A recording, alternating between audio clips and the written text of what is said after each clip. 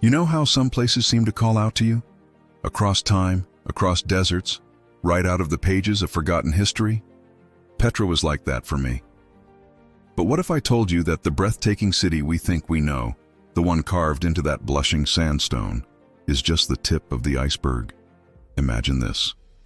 A staggering 85% of this legendary Nabataean capital is still hidden, untouched, sleeping right under the sands I was about to walk on. This wasn't just going to be a tour. It was my attempt to peel back the layers of a truly profound ancient mystery.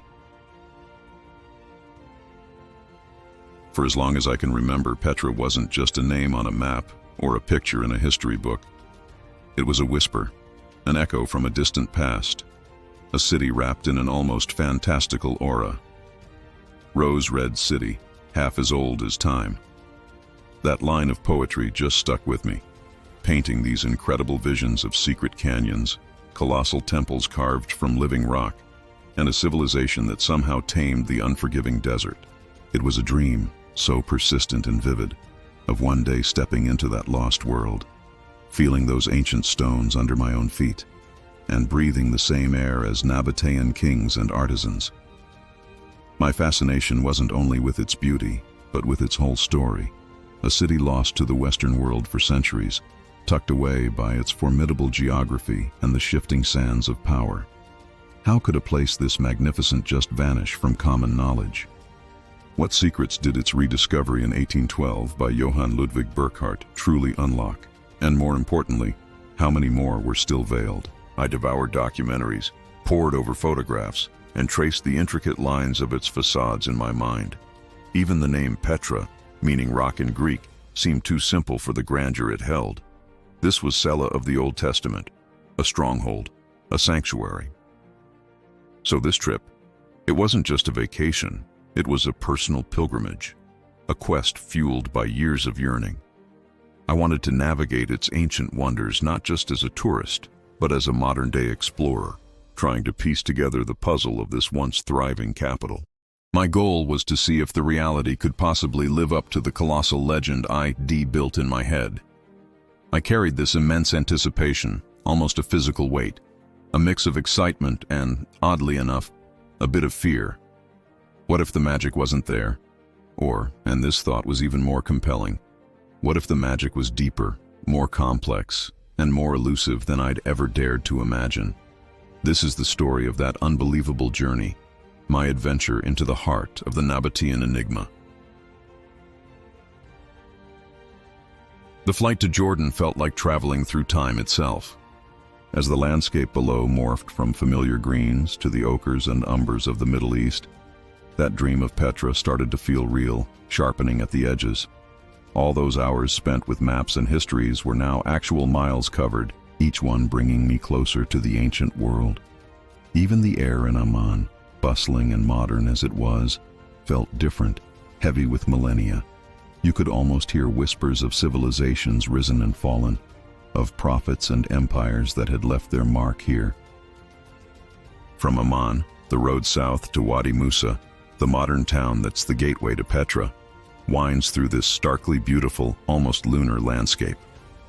Mountains, weathered by wind and time, jut out in dramatic formations, their colors shifting with the sun.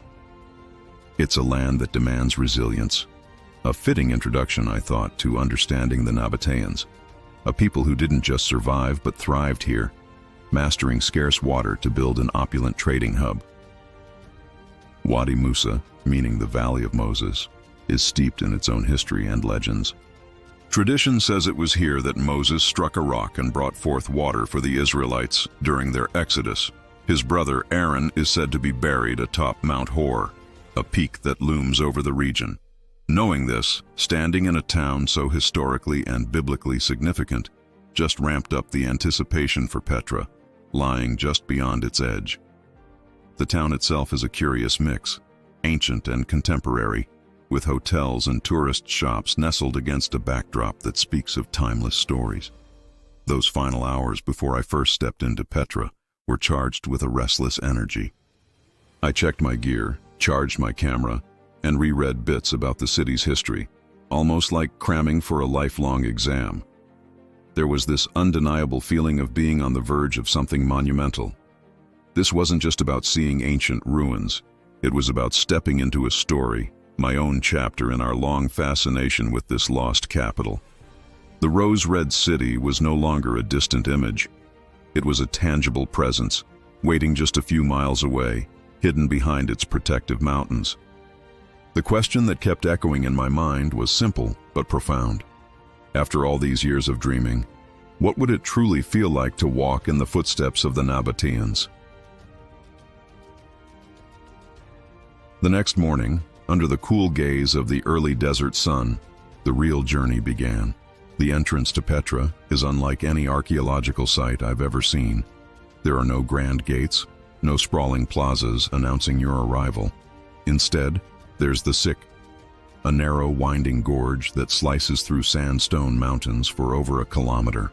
This, I knew, was the ancient ceremonial entrance, a passage designed not just for access, but for pure awe. Stepping into its shadowy embrace, the temperature immediately dropped. Towering cliffs, hundreds of feet high, pressed in on either side, their surfaces a swirling canvas of reds, pinks, oranges, and ochres, sculpted by millennia of wind and water. The path, sometimes only a few meters wide, twisted and turned, hiding what lay ahead, building this incredible sense of suspense. This wasn't a passive stroll, it was an active immersion, a sensory overload where every echo, every play of light through the narrow openings above, felt like a deliberate part of the reveal. The Nabataeans were masters of hydraulic engineering, and you can see the evidence etched right into the walls of the Sick. Channels, expertly carved, run along the gorge, once carrying precious water into the heart of the city, transforming this arid landscape into a thriving oasis. I ran my fingers along these ancient conduits, just marveling at the skill and foresight. It was a tangible link to the people who had walked this path 2,000 years before me, not as tourists, but as citizens, traders, and worshippers. The Sick is more than just a geological wonder. It's an architectural overture. The Nabataeans clearly understood the power of anticipation. They could have picked an easier, more direct route into their valley. But no, they channeled their main thoroughfare through this dramatic natural fissure. Each turn seemed to heighten the expectation, the walls themselves whispering tales of caravans laden with frankincense, myrrh, and spices of a bustling, cosmopolitan city hidden from the world. I spotted remnants of ancient paving stones underfoot, niches carved into the rock that might have held statues or sacred symbols, and the occasional weathered relief, hinting at the artistic sophistication waiting within.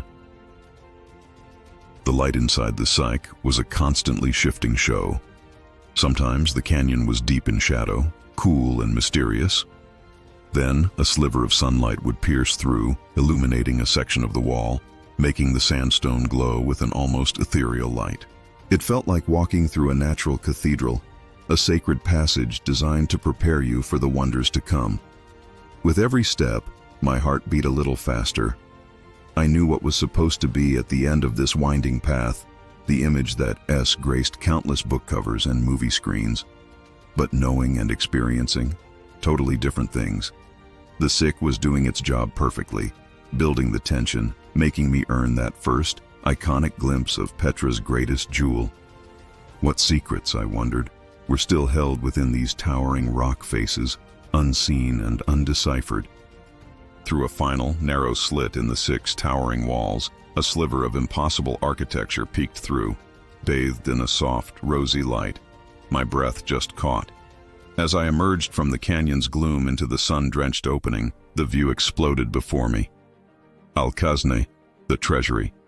It was a moment that blew away every photograph, every film, every expectation I'd ever had. The sheer scale, the intricate detail, the sheer audacity of carving such a monumental facade directly into the cliff face. It was overwhelming. Standing there, craning my neck to take in its full height, a wave of emotion washed over me. Awe, definitely, but also this profound sense of connection, a feeling of having finally arrived at a place that had lived so vividly in my imagination for so long. The sandstone, a delicate rose pink in the morning light, seemed to radiate warmth, The Corinthian columns, the elaborate friezes depicting mythological figures, the towering urn that legend claimed held a pharaoh's treasure. Every detail was a testament to the Nabataeans' artistic vision and engineering genius. For many, the Treasury is Petra. Its appearance in Indiana Jones and the Last Crusade cemented its image as a mystical temple holding ancient secrets. But as I began my own little investigation, the first layer of popular myth started to peel away. Despite its name, Al-Khazni wasn't a treasury. It probably wasn't a temple in the conventional sense, or even a royal palace. The consensus among archaeologists? This magnificent structure was actually a tomb, likely for a prominent Nabataean king, perhaps Aretas IV, who reigned during the city's golden age. The name's treasury comes from Bedouin legends that pirates or pharaohs had hidden their loot in that urn at the very top. A legend fueled by bullet marks pockmarking the urn from hopefuls trying to break it open. Looking closely at the facade, I tried to decipher its clues. The iconography is this fascinating mix of Nabataean and Hellenistic styles, reflecting Petra's position as a crossroads of cultures. Figures of Amazons, victories, and perhaps even the Egyptian deities Isis and Tyche adorned its surface. But why these figures? Were they just decorative, or did they hold deeper symbolic meanings about the afterlife or the king's reign? The Nabataeans left few written records. Their history is mostly pieced together from inscriptions, archaeological finds, and what Greek and Roman historians wrote. The treasury, in its silent grandeur, just seemed to pose more questions than it answered. What was its true purpose beyond a royal mausoleum? Was it also a ceremonial site? Its orientation, perfectly framed by the psyche, suggests a deliberate, almost theatrical reveal, meant to impress and maybe even intimidate visitors entering the city. The craftsmanship is so precise, so perfectly preserved, it's hard to believe it was hewn from solid rock over 2 millennia ago. How on earth did they achieve such symmetry, such delicate detail, working high up on a cliff face? The Nabataeans were clearly not just traders, they were master builders, artists of the rock.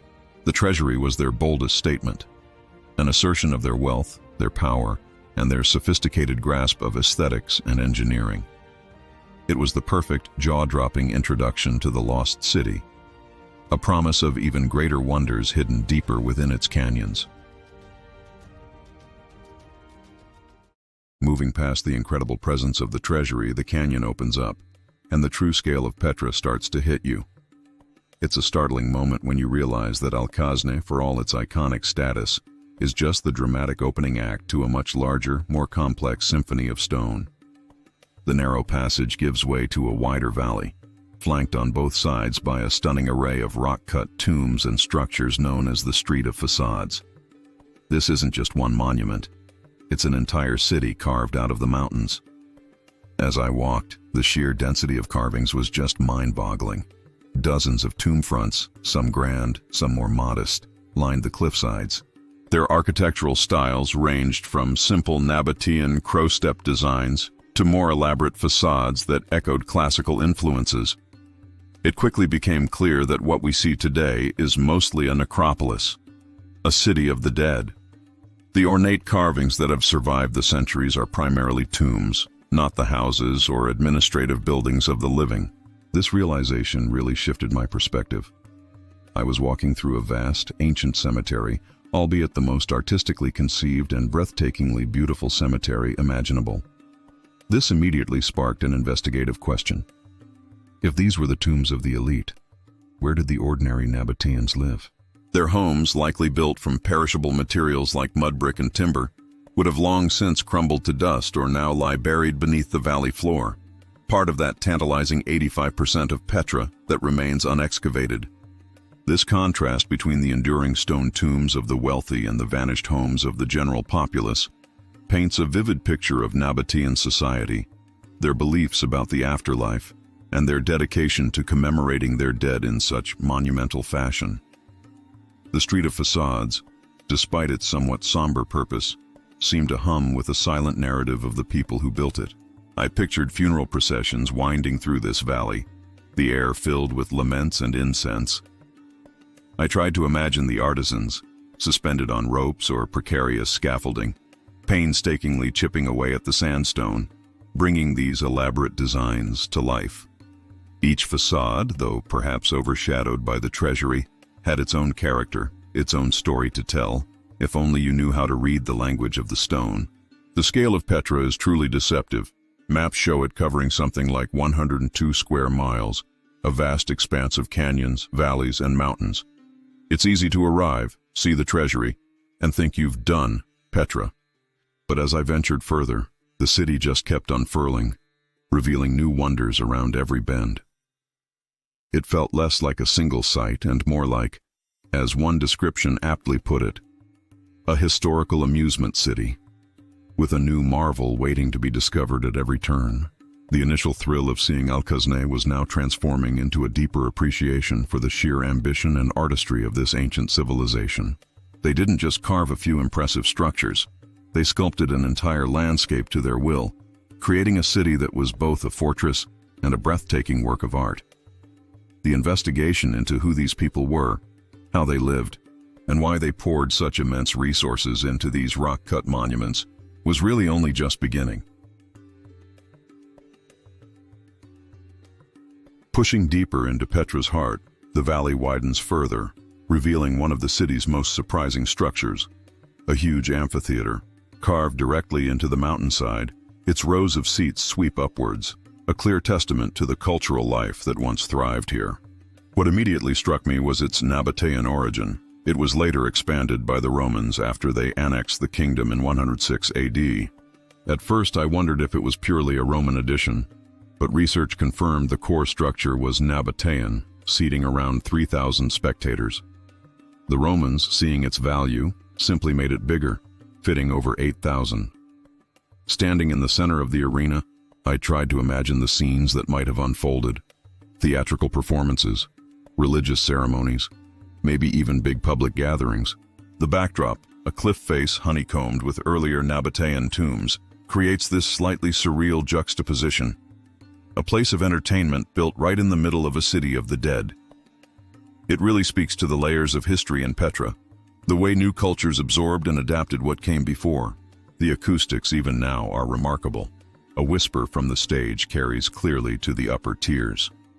What messages, what stories, what announcements echoed across these stone seats 2,000 years ago? Beyond the amphitheater, a grander, more imposing series of funerary monuments commands the view, the royal tombs. Carved high into the cliff face of Jabal al-Qubtha, these colossal structures are among Petra's most impressive. Their sheer size and elaborate designs shout about the immense wealth and power of the Nabataean royalty and elite they were built for. The climb up to them is steep, but the reward is a closer look at their intricate details and some breathtaking views over the main city area. The most prominent is the urn tomb, named for the large urn on its pediment.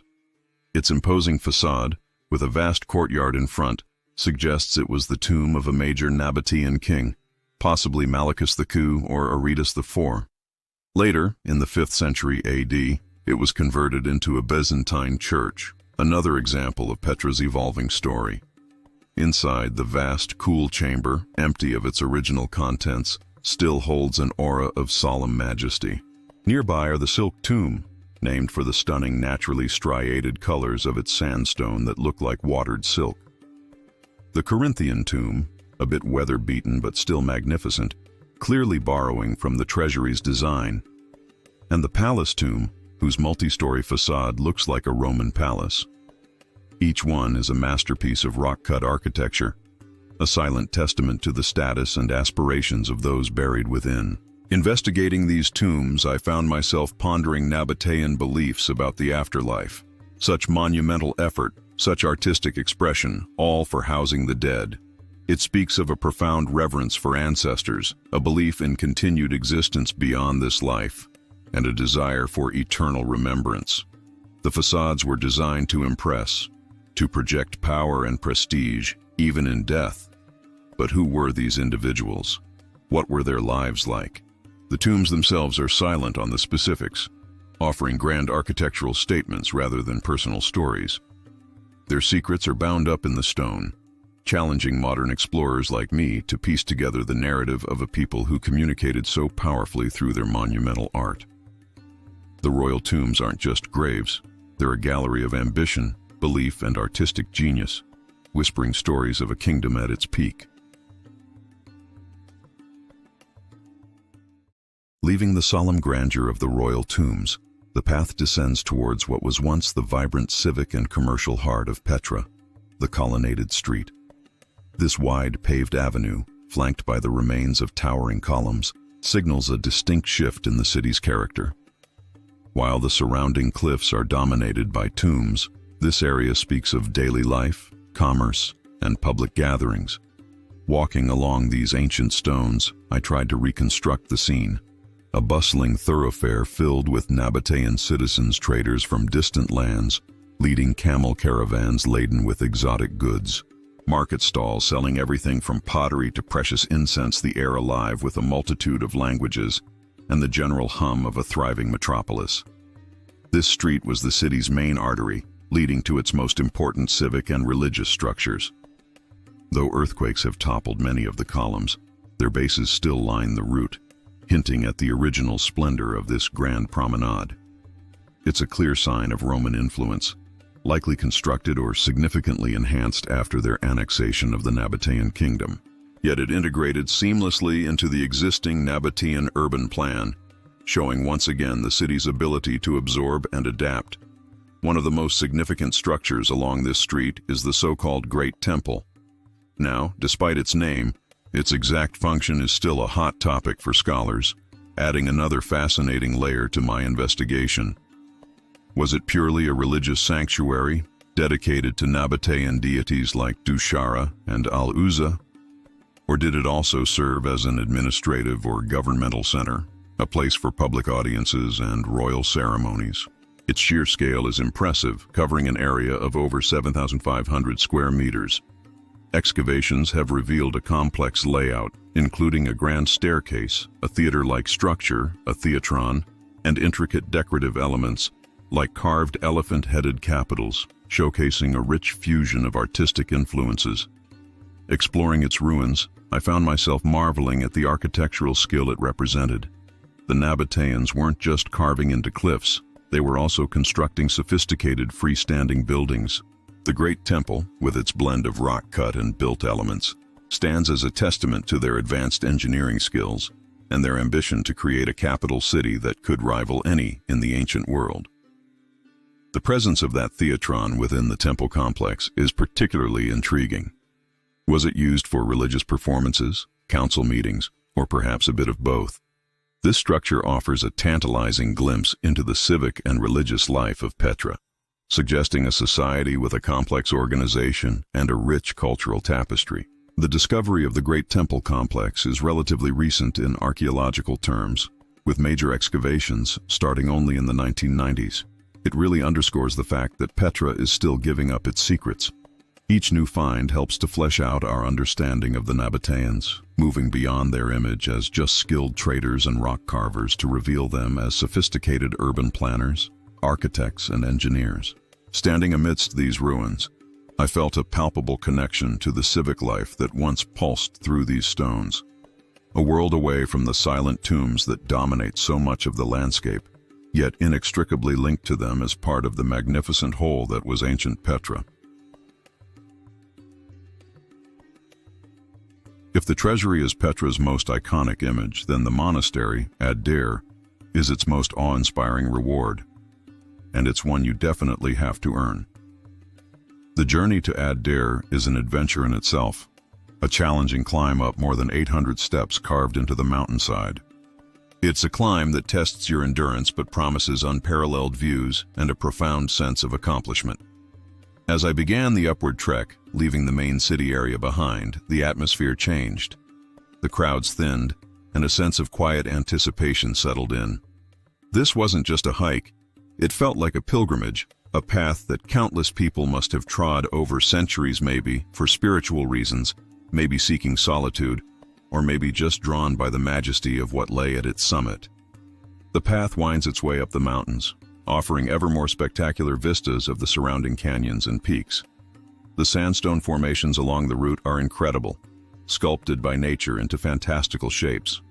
Small stalls, manned by local Bedouins offering tea, water, and souvenirs, dot the lower sections of the trail, a reminder that this ancient place is still a living landscape. But as I climbed higher, these became fewer, and the sense of moving into a more remote sacred space really intensified. Each step was a conscious effort, the sun beating down, the air thinning slightly. I paused often, not just to catch my breath, but to absorb the sheer grandeur of the landscape. Looking back down, the main city of Petra seemed to shrink, nestled deep within its protective valleys. It gave me a new perspective on the Nabataeans' choice of location. A natural fortress, secluded and defensible, yet also a place of immense beauty. What drove them to build such a monumental structure in such an inaccessible spot? The effort involved in carving Ad-Dair, let alone transporting materials and sustaining workers so high up, must have been immense. This question became a central part of my internal investigation as I climbed. Was it for defense? Or was the isolation itself part of its significance, a place set apart for sacred rites or contemplation, far removed from the hustle and bustle of the city below? The steps themselves are an ancient feat of engineering, sometimes rough-hewn, sometimes remarkably well-preserved. Along the way, there are smaller shrines, niches, and carvings, hinting at the sanctity of this mountain route. I imagined Nabataean priests or pilgrims making this same ascent, their minds focused on the rituals or revelations awaiting them at the top. There's a certain meditative quality to the climb, the rhythmic effort focusing the mind, stripping away distractions. The higher I got, the more dramatic the views became, culminating in a final, breathtaking panorama before the monastery itself is revealed. It is a journey that builds anticipation in a different way than the Sikh, not through narrow confinement, but through expansive vistas and sheer physical exertion. It's a reminder that the greatest wonders often require the greatest effort to reach. The path to Ad-Dair is an integral part of the experience, a testament to the human drive to create and to seek out the extraordinary, even in the most challenging locations. The ancient Nabataeans weren't just builders, they were visionaries who understood the power of place and the impact of a journey. After what felt like an eternity of climbing, the path finally leveled out, and then, with a turn that rivaled the Syracuse reveal of the Treasury, Ad-Dair, the monastery, emerged. The impact is staggering. Larger and more imposing even than Al-Khazna, its facade, nearly 50 meters wide and 45 meters high, is an architectural titan, hewn from an entire mountainside with an almost minimalist grandeur.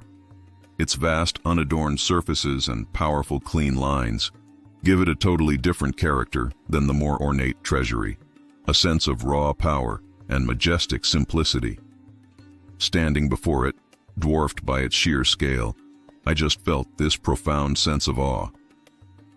The effort of the climb melted away, replaced by an overwhelming appreciation for this colossal achievement. The name Monastery is a later label, likely from the Byzantine era when crosses were carved into its interior, suggesting it might have been used as a Christian chapel. However, its original Nabataean purpose is, like so many things in Petra, a subject of ongoing investigation. Theories are flying. Was it a temple dedicated to a Nabataean deity, perhaps King Obotus I, who was deified after his death? Was it a royal tomb, a commemorative site for important events, or a place for sacred feasts and rituals? The vast open plaza in front of Ad-Dair suggests it was designed for large gatherings. The interior is a single enormous chamber, bare of decoration except for niches at the far end. This simplicity, compared to the elaborate exterior, just adds to its enigmatic quality. What ceremonies, what pronouncements, what quiet moments of contemplation took place within these towering stone walls? The location itself is as breathtaking as the monument. Perched high in the mountains, Ad-Dair commands spectacular panoramic views across the Wadi Araba and the distant hills of Israel and Palestine. The sense of isolation and grandeur is palpable. It feels like being on top of the world, a place where earth meets sky, far removed from the everyday concerns of the city below. This strategic and symbolic placement had to be intentional, imbuing the site with immense spiritual or political significance. I spent a long time there, just absorbing the atmosphere, studying the details of the carving, and imagining the Nabataeans who created it. The effort needed to carve such a structure from living rock in such a remote location is almost beyond comprehension. It speaks of a society with immense resources, unwavering dedication, and a profound connection to their landscape. Unlike the Treasury, revealed dramatically after a confined passage, allure is a reward for a strenuous pilgrimage, its majesty amplified by the journey taken to reach it. It feels less like a hidden jewel and more like a crown set upon the mountains. The changing light of the afternoon sun played across its facade, shifting the sandstone colors from pale yellow to deep orange and rose. It was a vibrant reminder of why Petra is called the Rose-Red City, a name that captures the chameleon-like quality of its rock. Allure is more than just an ancient building. It's an experience, a testament to human ambition and artistry on a truly epic scale. For me, it was the culminating wow moment of my exploration of Petra's main sites, a powerful encounter with the enduring spirit of the Nabataeans. As my journey through Petra's visible wonders continued, a thought that started as a whisper grew louder, more insistent. This incredible city, with its monumental tombs and temples, is largely still a secret. That statistic I'd heard before arriving echoed in my mind with new force. Only about 15% of Petra has been excavated. A staggering 85% remains buried beneath the sands, hidden in unexplored canyons, or concealed within the very mountains cradling the city. This realization cast a completely new light on everything I had seen. The treasury, the monastery, the royal tombs. These are just the glorious exposed fragments of a much vaster, more complex organism. What lies beneath? This question became the ultimate investigative thread of my visit. Are there more tombs, perhaps even grander than those we already know? Where are the sprawling residential areas of the common people, the markets, the workshops, the administrative buildings that must have supported a city of this scale and importance? Could entire districts, complete with streets and houses, be perfectly preserved under layers of sediment, just waiting for an archaeologist's touch? The thought is electrifying. Modern archaeological techniques, like LiDAR and ground-penetrating radar, are starting to peel back these hidden layers, revealing tantalizing glimpses of Petra's true extent without even disturbing the earth. In fact, relatively recent remote sensing surveys have identified huge, previously unknown monumental structures buried near the city center, hinting at the scale of what's yet to be uncovered. It suggests the city was far larger and more intricate than even the current vast site implies. This unseen kingdom adds another dimension to Petra's allure. It's not some static relic of the past, fully understood and cataloged. It's a dynamic site, still holding the promise of major discoveries, still capable of rewriting its own history. This ongoing process of discovery keeps the mystery alive, fueling the imagination and beckoning future generations of explorers and scholars. I found myself looking at every expanse of open ground, every unassuming hillside, with new eyes. What secrets did this patch of sand conceal? What structures lay just a few feet below where I was standing? The Nabataeans weren't just masters of carving, they were masters of adapting to their environment. Their city grew organically, spreading through valleys and onto slopes, a testament to their ingenuity. Knowing that so much remains hidden transforms a visit to Petra from a tour of ancient ruins into an active engagement with a living archaeological puzzle. It makes you feel like you're on the cusp of discovery, even as a visitor. The lost city was found, yes, but in many ways, its full story is still very much lost, waiting to be pieced together from the clues that lie just beneath the surface. This profound sense of the unknown, of vast potential waiting to be unearthed, is perhaps one of Petra's most enduring and captivating qualities. It ensures that Petra will continue to be a place of wonder and investigation for decades, if not centuries, to come. Petra isn't just an archaeological site, it's a living landscape. deeply connected to the Bedouin communities who've called this region home for generations. Throughout my exploration, I met members of the local Bedouin tribe. Many of them still work within Petra, offering guided tours, selling crafts, or providing donkey and camel rides. Their connection to the ancient city is profound and complex.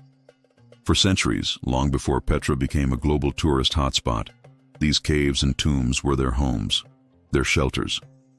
Chatting with the Bedouins offered a different layer to my investigation, a human connection to this ancient place. Their knowledge of the terrain, their oral histories, and their intuitive understanding of the desert's rhythms provide insights you just don't get from academic texts. They are, in a very real sense, the inheritors of a long tradition of resilience and adaptation in this dramatic landscape, much like the Nabataeans themselves. Listening to their stories, often shared over a glass of sweet mint tea in the shade of a rock overhang, built a bridge between the distant past and the vibrant present. They are the modern guardians of Petra's legacy, their lives interwoven with its stones. One evening, I decided to experience Petra in a completely different light, or rather, with hardly any light at all. The Petra by night experience is pretty unique. The mile-long Sikh in the area in front of the Treasury are illuminated by thousands of candles. Walking through the silent, darkened canyon with only the flickering candlelight to guide the way was an almost mystical experience. The towering cliffs seemed even more imposing, their forms softened and made mysterious by the dancing shadows. The usual daytime sounds, the chatter of tourists, the calls of vendors, were replaced by this hushed reverence. When I reached the Treasury, its magnificent facade glowed ethereally in the warm light of over 1,500 candles spread across the plaza. A traditional Bedouin musician played the soulful notes of a rababa, the music echoing softly against the ancient stones. It was an incredibly atmospheric and evocative experience, stripping away the analytical lens of the daytime explorer and allowing for a more emotional, almost spiritual connection to the place. While some might see Petra by night as just a tourist show, for me it was another way to investigate the city's essence. It highlighted the timelessness of the architecture, the way these monuments can evoke awe, regardless of the era or how you see them. It also emphasized the silence and the darkness that would have enveloped Petra after sunset in ancient times, before electricity, a silence perhaps punctuated by similar music, storytelling, or sacred rituals. It was a reminder that this city wasn't just a marvel of daylight engineering, but a place that also held a nocturnal magic, a different veil of mystery under the desert stars.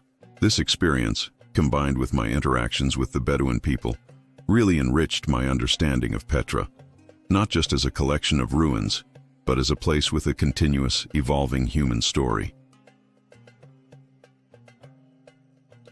This journey into Petra has genuinely been one of the most profound experiences of my life, peeling back layers of history and, honestly, my own understanding. If you've ever dreamed of exploring ancient worlds or felt that pull towards a lost civilization, I really hope this story has ignited a spark. There's so much more to discover, so many stories still waiting to be told. If you're enjoying this kind of exploration and want to see more adventures into the heart of history, make sure to subscribe and click that notification bell so you don't miss what's next. And I'd love to hear from you in the comments. What lost city or ancient mystery totally captivates your imagination? As my time in Petra drew to a close, I found myself in a deeply reflective mood. That initial overwhelming awe had softened into a more nuanced appreciation, a complex tapestry woven from historical facts, personal emotions, and that lingering sense of mystery that just permeates this extraordinary place. The lost city had been found, at least by me, but in discovering it, it had revealed itself to be even more enigmatic, more layered than I could have ever anticipated from afar. What resonates most profoundly is the sheer ambition of the Nabataeans. In one of the world's most challenging desert environments, they didn't just survive, they flourished. They created this cosmopolitan hub of trade, culture, and unparalleled artistry. Their mastery of water, their sophisticated engineering, their ability to sculpt mountains into monuments, it all speaks to a civilization of incredible ingenuity, resilience, and vision. They literally carved their legacy into the earth, ensuring their story, even if partially veiled, would endure for millennia. Walking through the sick for the final time, those stone walls felt less like an imposing barrier and more like the covers of a vast ancient book I'd only just begun to read. The Treasury, the Monastery, the countless tombs and temples. These weren't just archaeological relics.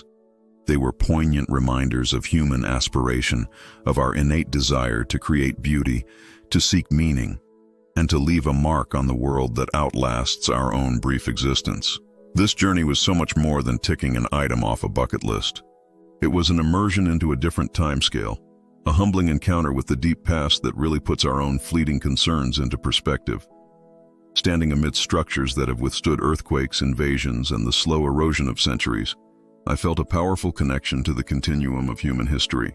The Nabataeans are gone, their kingdom absorbed into larger empires, but their spirit, their genius, their artistry, that remains, etched indelibly into the rose-red rock.